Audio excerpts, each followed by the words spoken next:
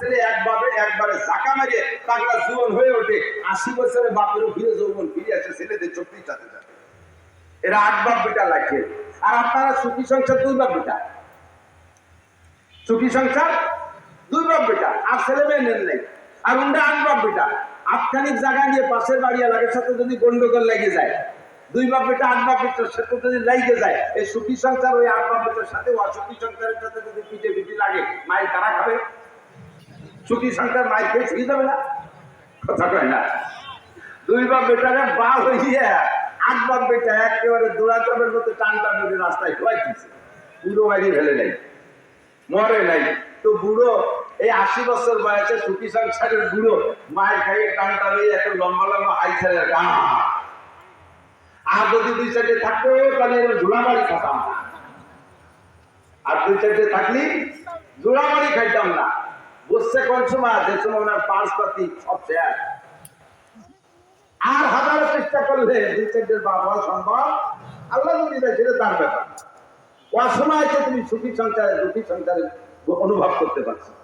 হারেস সাইবাতুল হামদ Abdul Muttalib সময় মতোই বুঝে ফেলাইছে যে আমার এই এক সন্তান নিয়ে জমজম খুঁজতে পারলাম না, যদি এরকম 8 বাপ বেটার সাথে কাইকে জাঙ্গে লাগিয়েই যায় তাহলে তো মায়ের খাইয়ে আসতে হবে। সাথে সাথে কাবা ঘরের দিলার দূরে মান্যত করছে, আল্লাহ যদি তুমি আমার 10টা পুত্র সন্তান দাও, যদি 10টা পুত্র সন্তান দাও, তাহলে একটা সন্তানকে আমি তোমার রাস্তায় এই কাবা ঘরের জবাই করে দেবো, কুরবানি দেবো।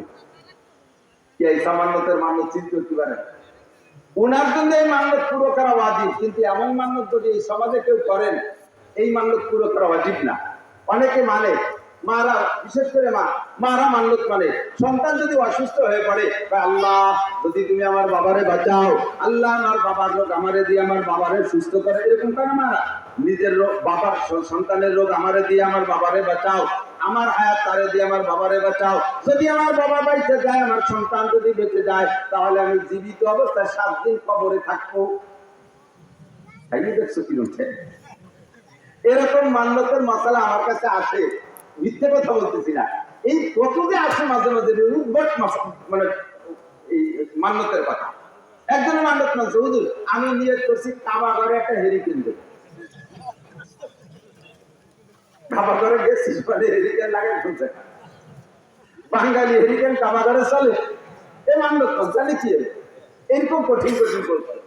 7 দিন কবরে তাজা অবস্থায় থাকবো, থেকে দেখছেন একদিন, আরে মরার পরে একদিন থাকবো কিভাবে, সেই চিন্তায় ঘুম হয় না।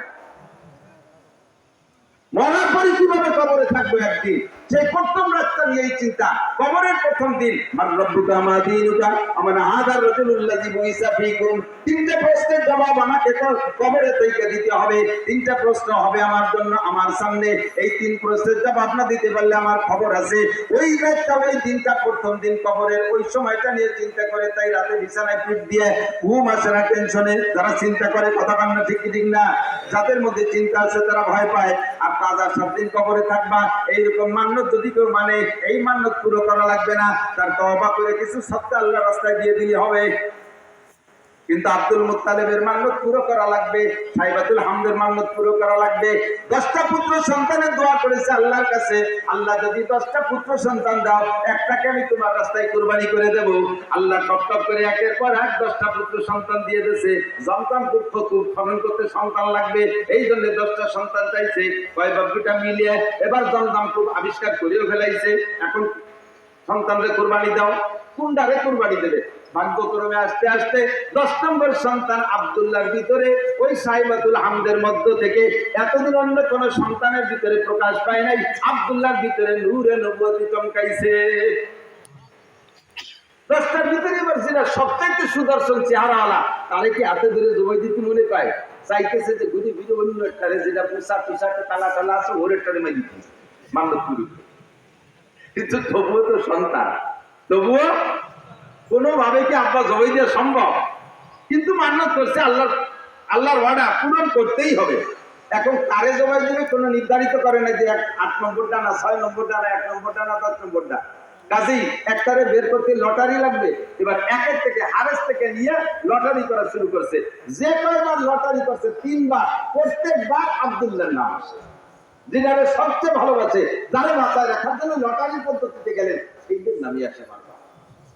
তো যেহেতু 3-4 বার বা প্রত্যেকবার লটারিতে ওই একই নানা আছে, এখন তাহলে তো বাঁচানোর উপায় নেই। তো বাবা জামা কবুল করে রেডিও, তোমারে জবাই দিই। আল্লাহর হুকুম, আল্লাহর মান্যত পুরো করতে হবে।